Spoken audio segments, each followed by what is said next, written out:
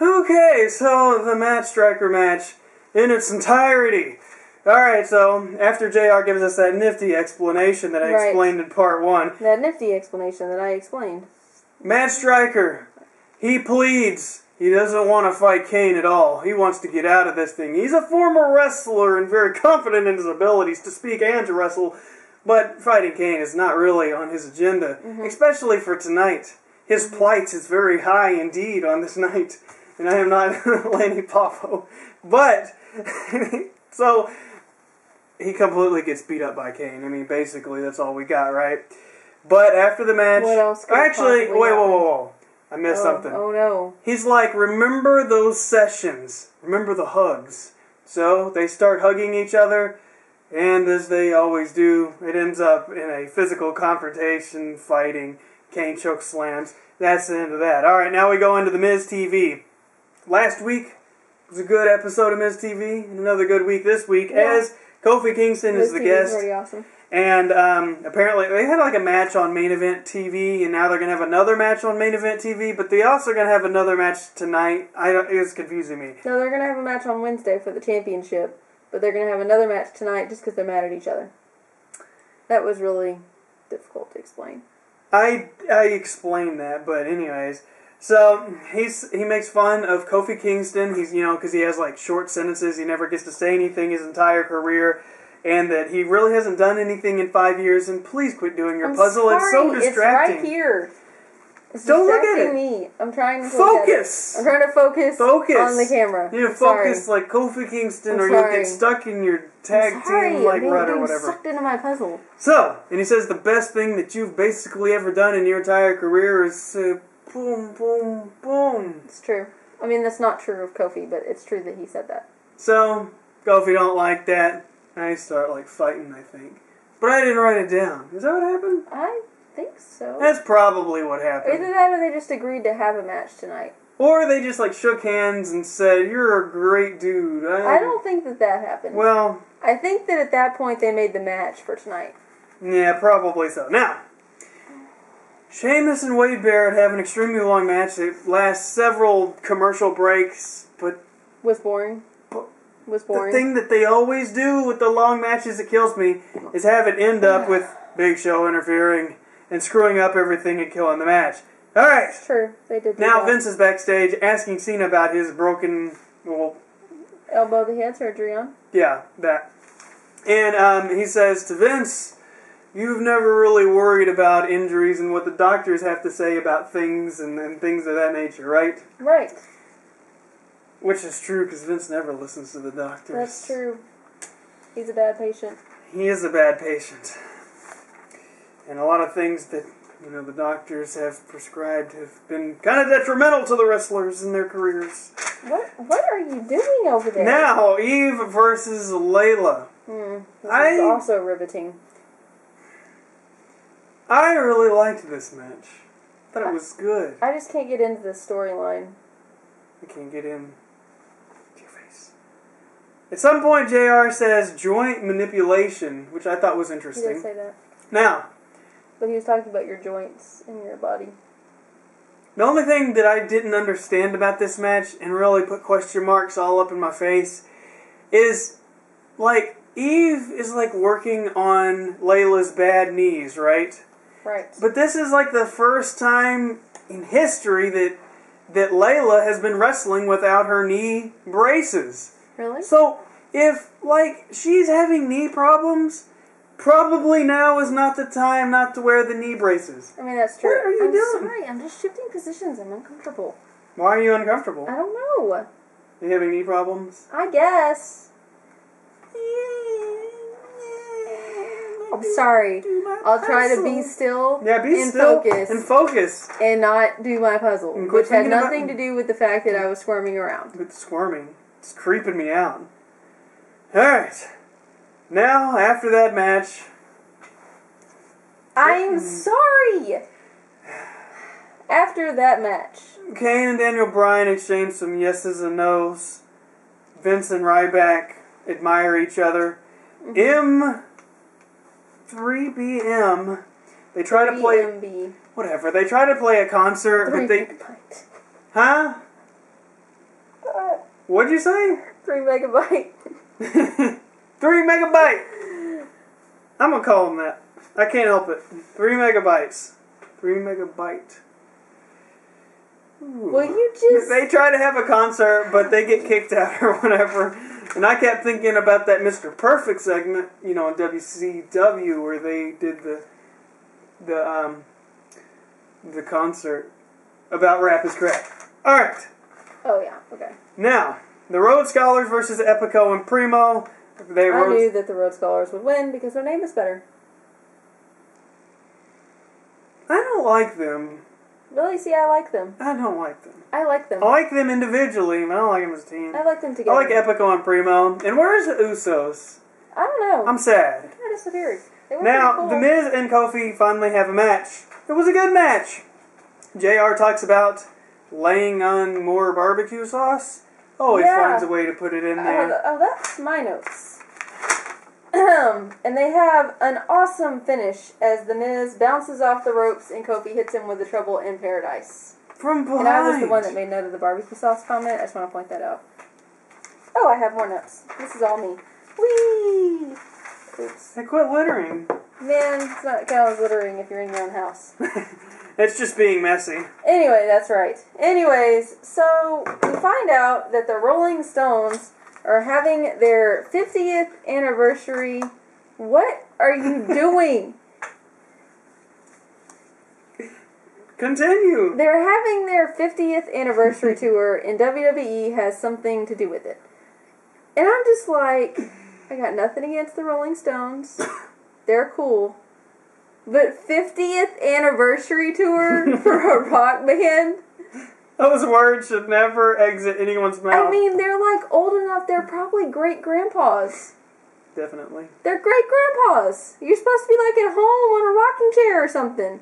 Nah, but they're rocking it out on stage. They gotta let it go, man. Like, there's a point where you just gotta let it go. What's your favorite Rolling Stones song? I'm trying to think. Black something? Paint the World Black? Is that them? Just continue. Paint it black. Thank you. I like that one, and I like their other famous songs. Okay, this is my problem with the Rolling Stones. It's not a problem, but their music spans so many generations and decades. I forget what they sing because it all sounds different. So, like, when Chronix tells me, oh, the Rolling Stones sings that, I'm like, oh, that's a cool song. But I don't have them categorized in my head because their music is, like, all over the place. Well, you gotta get the 40 Licks album. What's on that one? 40 other hits. Oh, wow. 40 hits. Anyways, so yeah. That came out like 15 years ago. Like the Rolling Stones, but they confuse me.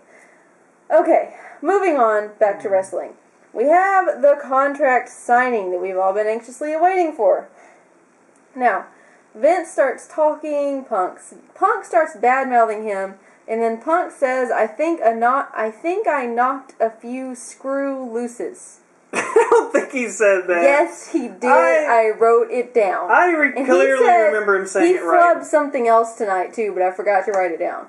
I'm writing down all of CM Punk's flubs, not because I think that wrestlers should never be allowed to, like, mess up what they say, because like I do that, but because everyone says that he's just the best talker in the whole universe, so I'm going to write down everything that he says wrong. My favorite one so far, though, has been, I'm going to count to 5.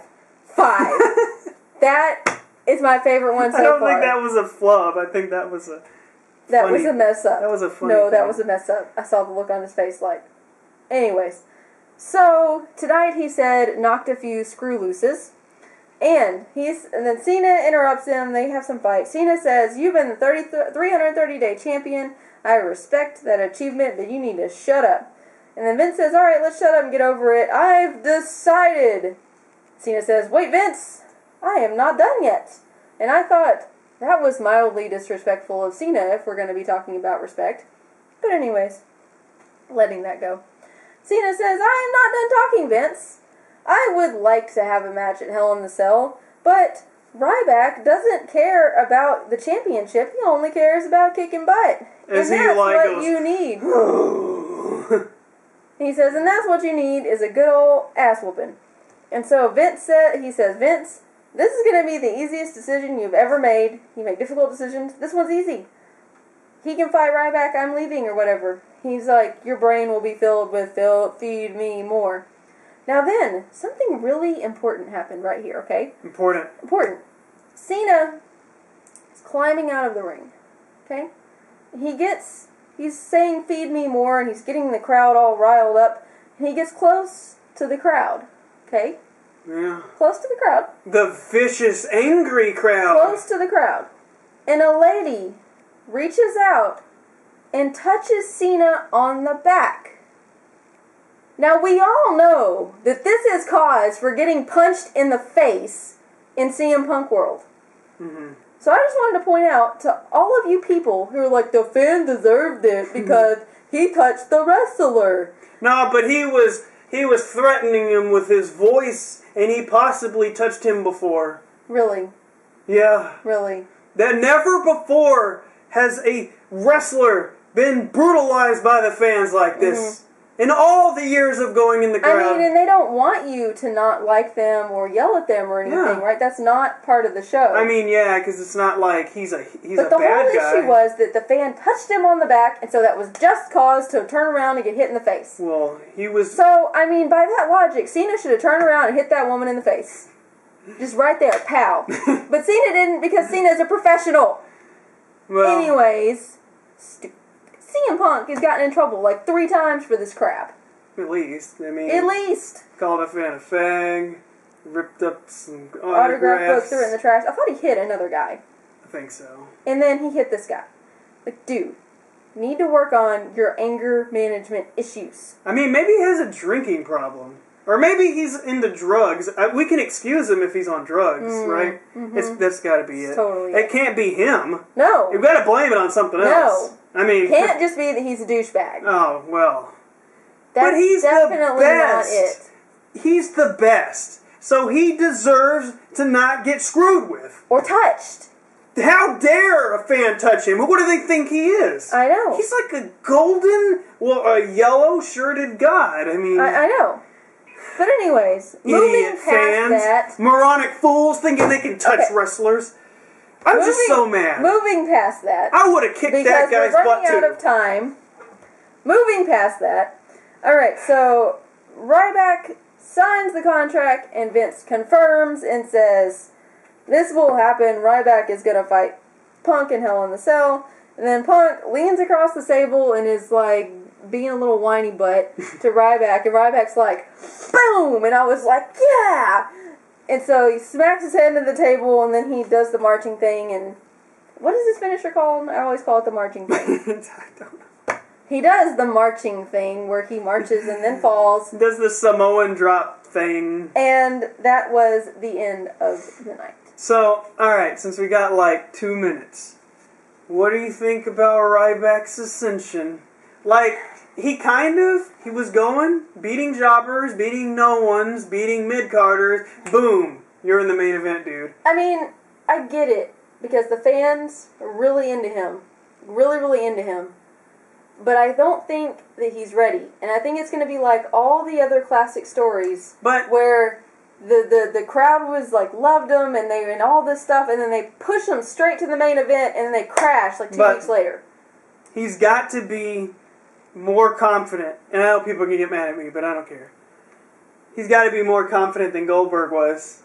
Well, yeah. I mean, wrestling ability-wise. The first time I saw Goldberg, I said, Chronix, he looks scared.